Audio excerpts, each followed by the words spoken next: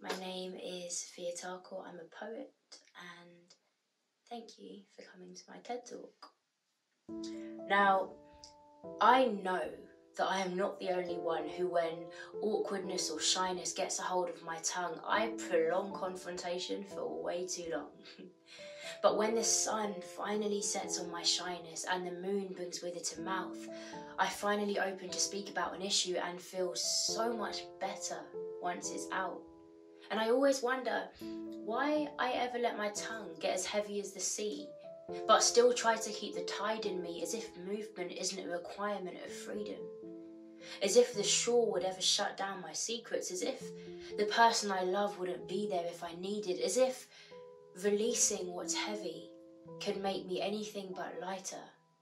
After every silent treatment, when I decide to not fight the feeling but instead just empty my chest into a listening head, I always wonder why I even tried to hold it down for so long, hold down that anger for so long. I work in expression, but sometimes even I convince myself that it is better to hold on than give life that vulnerability. So I load my neck with feelings, I barely breathe, and I say, if I die, I die, forgetting that humans reflect nature. And just about everything created has to express to survive. From the simple act of pulling breath between lips to life being synonymous with limbs letting inches express themselves within us to the music of age, expression in any capacity has always been the catalyst for change. From communication in a relationship to our bodies expressing what's paining it, to us only knowing we're loved by a person showing or saying it. My ex, whilst probably expecting a high degree of expression, would almost always end up vexed in contentions because I would forget that love's foundation is that it saves to say, to show, to open. The only way to grow is to slightly break, and yeah, sometimes it aches and oftentimes it can be awkward as anything, but those stretch marks, they're worth all of the benefits. The remnants of rain remind us that even if the sky breaks, it is easier once things are open for them to sprout and change. And after a year like 2020, we can't afford to remain the same. I mean, think of the new behaviour that saved us. The checking in with neighbours, the FaceTimes or video calls to family becoming a central part of our behaviour. I love you. I miss you. I hope you're well and in good health. Phrases that bloomed in our bodies and grew flowers from our mouths. The thing with leaning into the sides of ourselves that consider others, the side that believes in kindness or compassion or being loving, when we release that into the wind and it lands in someone's palms, it draws God from heaven and it puts him in somebody's heart to comfort, support and remind them that although it's hard, although lockdown has cancelled weddings and parties and replaced them with funerals and near to no dancing, one touch of movement reminds the sand it isn't stuck under the sea, but simply being held where it's meant to be until the tide transforms its destiny and introduces it to the beach. But from the bottom, where the water is coldest and the floor is most rocky, the pearl learns patience, and Atlantis, after centuries of entrapment, finally learns to breathe. In a storm, what is equally as important as getting to shore is learning which habits can anchor sanity and support, and which practices can keep you safe and sane even in the centre of changing waves. A calm sea, it may bring you the peace of a boat at bay, but you find your power in surviving the tide. And your skill in how you learn to sail. We all love the harbour, 2019, the docking stations of life, but your true potential is revealed in how you learn to surf a tide, how you settle your mind in the midst of madness, how you filter frustration into gladness or scrape gratitude even from the grittiest of times. During lockdown, amongst other things, the world became more divisive, more divided. And I've realised that it was becoming increasingly more important to connect through writing. So as I do in workshops, and I encouraged everyone around me, as many people as possible, to write each other letters, to dig a bit deeper and to really think about what another person means to them. Some mums wrote to their children, and for the first time in a long time let them know how proud they were of them. And I wish I could show you how fireworks find the face of a kid who rarely ever feels seen, especially since stripped from school and stuck behind a screen. The boys wrote to the boys about how they're struggling to strike a working from home balance. And now they hold each other accountable to taking lunch breaks and signing out at decent hours. I wrote sorry to an old friend, and she wrote back all that she had learnt about forgiveness. And it was this weight I didn't even know needed to be lifted. My father wrote to my mum, thanking her for always holding on to him when he didn't have the words to say that he needed his wife, he needed someone.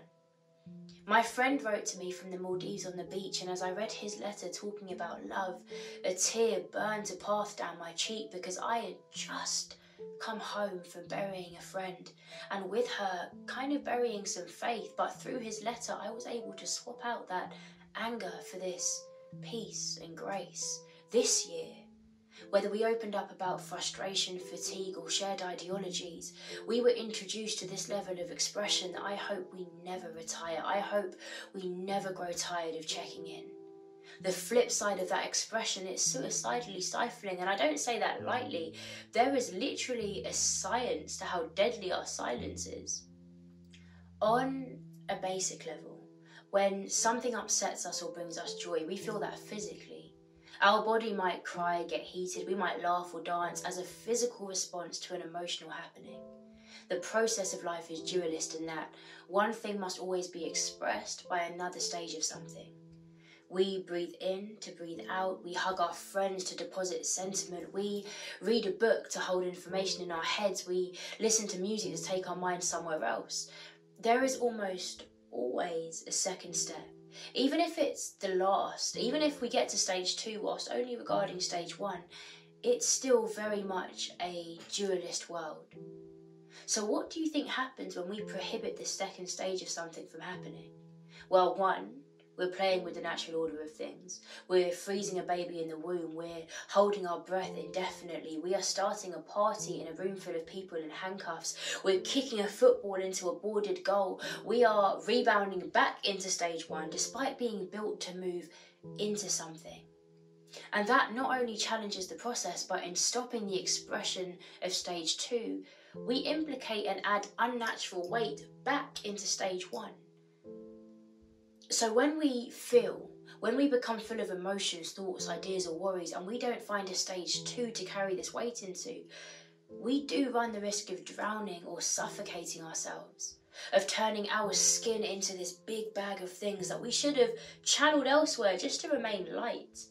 Things we should have said, mistakes we should have admitted, forgiveness we should have freely given, accountability we should have taken, conversations we should have just not ended so soon. Poems we should have written, if only to process, instead of harbouring and becoming all that we should have instead let go of. These things, they're chemical, they're heavy. There is no other way to build a better and reformed idea of who you are, or even to pull the potential from the people around you, than to express, to support, to encourage. To deposit impact back into the things they do and say, to train your tongue, not only to support someone in their journey, but in doing so, retrain your heart to remember that we are built to nourish these social bonds. Despite how isolated the world convinces us we can be, everything about humanity relies on some level of companionship or teamwork. The simple, most foundational act of creating a life relies on 2 people coming together. Without community, we go extinct. It's as necessary as breathing to share the load of the people. Look at the Black Lives Matter protests that exposed the lack of freedoms and evil. There was this global knowing that if my brother is bleeding, if his house is on fire, if at that moment he needs my voice to survive it and I choose to be silent, surely I'm then complicit in the violence, because if the law enforcers legalise breaking the law, we all come under fire. And in 2020, it seemed as though we were all more inspired to make a point of expecting better. And we turned our bodies into vessels that challenged the law and the letter. But how did we arrive here? How did mouths so trained and chained as a track decide to pull the lever of blind eyes back and reverse into the heart to press play on what's essential instead of what's easy? What happened to the skyscraper people that we all were in 2019 who watched from our windows as if an audience to a dream that may or may not be true? When did we stop trying to play judge over our obligation to humanity and instead take the floor of the court and demand more? What was it about the walls closing in on us all that realigned our perspective of what it means to be equal? Perhaps it was the realization that death comes to all people. I mean, all the offices were closed, everyone was scared, and everyone experienced a very similar spectrum of feelings. And maybe that's what reminded us that, at the end of the day, we're all human beings. Perhaps in living through that which unites us, we begin to live in each other's trials. And maybe that's why the world morphed into a fist for black people. Why hands became instruments to applaud our doctors and teachers. Maybe in our unity and removal of distraction, we've come to realise what actually matters, and that's that which is as real to us as skin, the things that happen to all of us from within. The entire world changes when someone becomes their bravest self and decides to give their heart a pen. That's why I wrote my first book, Somebody Give This Heart a Pen. And the overwhelming response that I've gotten to this book of stories turned into poems is that it felt surreal and healing to read their own experiences back like a mirror. Not my words, theirs. People said that it liberated them to give their own hearts a pen and start writing. I still believe that the most transformative thing we can do to this world is show it your heart. That's your art, and art was built to challenge the very roots of our thinking and feeling. Me, as a Christian, I regard the Bible as a letter straight from God's heart. And during such turbulent times, when I read Psalms 23, I remember that God promised no weapon fashioned against me could prosper. When I remember that, I genuinely breathe easier. When I read Psalms 91 and I'm reminded to just let go of life's problems and trust that God has a way bigger plan, because he is in fact still my refuge, still my fortress, and still deserving of all of my trust, regardless of what happens at the hand of the world, I'm reminded of how empowering words are. There's life in them. You may recall the line, "Injustice anywhere is a threat to justice everywhere." When Martin Luther King wrote this from a prison, I doubt he expected this quote to be as prolific in its simple explanation of why the Black Lives Matter movement impacts everybody. And this is what words can do. They can explain, and in that understanding they instill hope. Hope is the direct remedy to fear, and we have been governed by fear politics for so long. Look at 2020. In poetry, I use comparison to help us understand and express what's happening. It helps us paint a better picture of a situation, and in doing so, it gives us all a better chance, or someone else, a better chance of understanding what we're going through. And I've seen poetry save everything from lives to relationships by creating that comparison. I always start by asking a question. I ask people how the feeling feels. Does this anxiety feel like a lump stuck in your throat all day from the moment you wake? Or does it feel like a hand lingering a few centimetres away, and your hair is raised and you wait and struggle to take a single calm breath all day? And then I ask people to isolate and detail the nuance, the small parts of those feelings. Does my love towards this person feel like a sun exploding in the sky of my skin when I see him, or is it more fluctuating? Does it dance between I want to love you and I know that I shouldn't? I ask, is that why my heart holds its breath?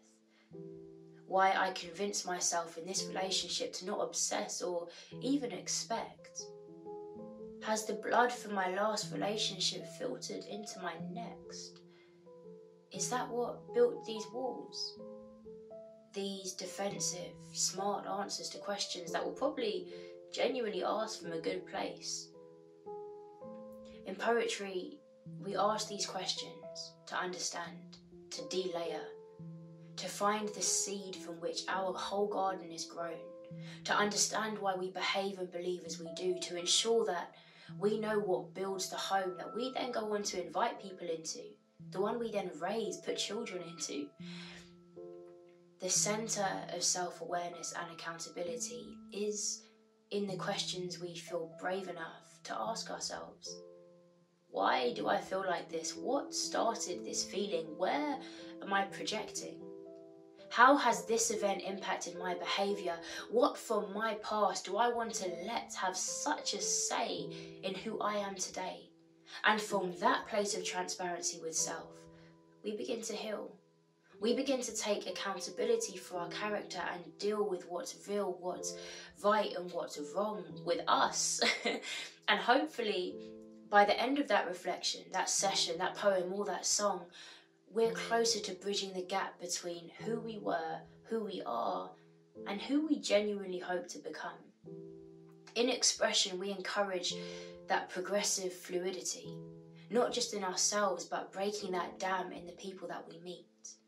So fill the world with more water, more words, more wonder, more ways to navigate what hurts, and maybe in you explaining yours, maybe she feels liberated to explain hers. That bit of bravery and kindness, it needs our lips to survive. And our expression, it needs our boldness, way more than our body needs its pride. So you have every right to sidestep your silence, to give that quiet corner of you a voice. Extending your story or your kindness is more an obligation than a choice, because we quite literally need it to survive and thrive. Sometimes it's not even about what that person can do. Sometimes the small miracle is performed in hearing what that person goes through, and that liberates you from the prison of feeling like you go through things alone. So all I ask in this talk is to let words, let poems, let letters keep us close. Let's stitch together a broken world with words and maybe build a more honest and wholesome home. There is nothing to lose and just about everything to gain. Thank you for coming to my TED Talk.